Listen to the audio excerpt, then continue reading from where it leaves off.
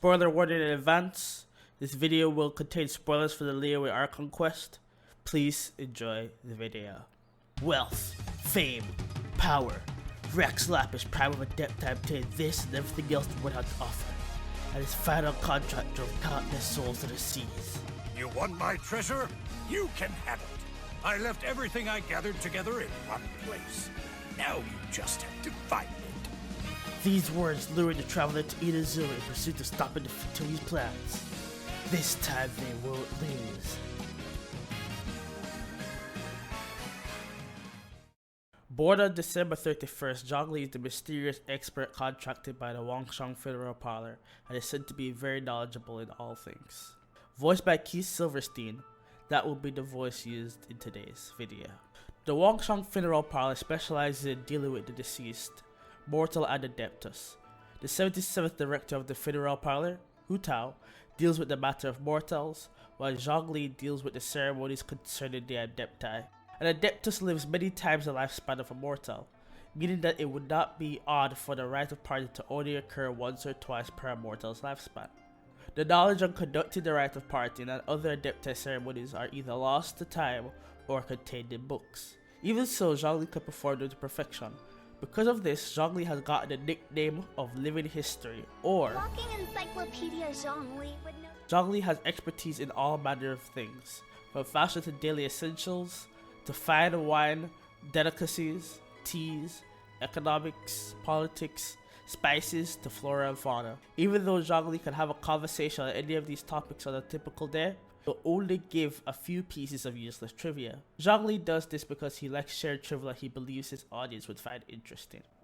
He seems to know Liyue's favorite topics, money and government, really well, but he likes talking about less useful topics instead. Well, that's because I prefer to share fun things with you. Zhongli is also very precise and peculiar about how everything he experiences must be, from the opera he attends to the specific way ships must prepare their meals. When it comes to payment, it's common knowledge in Liyue that the prices are flexible, and most people engage in haggling the prices down. Zhongli, however, does not partake in this custom. Normally using somebody else's money, he pays the asking cost or even a premium for any item that catches his eye. No matter how bad Zhongli's spending habits get, there is no possible way for him to go broke and starve. That is because Zhongli is wealth itself. He is the Geo Archon Morax, the creator of the world's currency, Mora. Morax goes by many titles. Rex Lapis may be the prime of Adepti, but he is ultimately an Adeptus. Many Adepti have left us over the millennia. This is the inexorable trend. Archons go by many names. The god of contracts, the god of commerce, the warrior god, Morax, Rex Lapis. Is the idea that he also has the title of Adeptus so strange? As you have seen, the time of the Adepti is ending, and the time of mankind is slowly dawning. As the god of contracts, the most integral part of his duties is to ensure that legal agreements are honored by all parties involved. There is nothing in this world that infuriates Zhongli more than the breaking of a clause within a contract. Rex Lapis once said, "Ones who break their contracts shall suffer the wrath of the rock." Morax has watched over Liyue for over 3,700 years.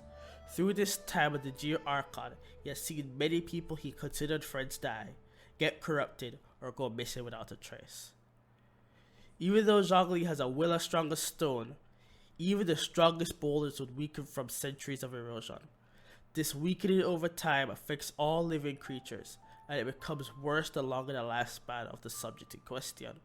For Morax, the oldest of the 7 original Archons, he feared that one day in the distant future, he might become a danger to Liyue, as similarly to Azdaha before him.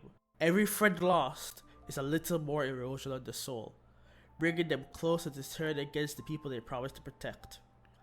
The last thing a nation wants is for their Archon to turn against them. To avoid that fate, Zhongli devised a plan to give up his role as the Geo Archon. First he faked his death, and then he manipulated the Traveler and the Tsaritsa's weapon of war, Child, while hiding his true identity.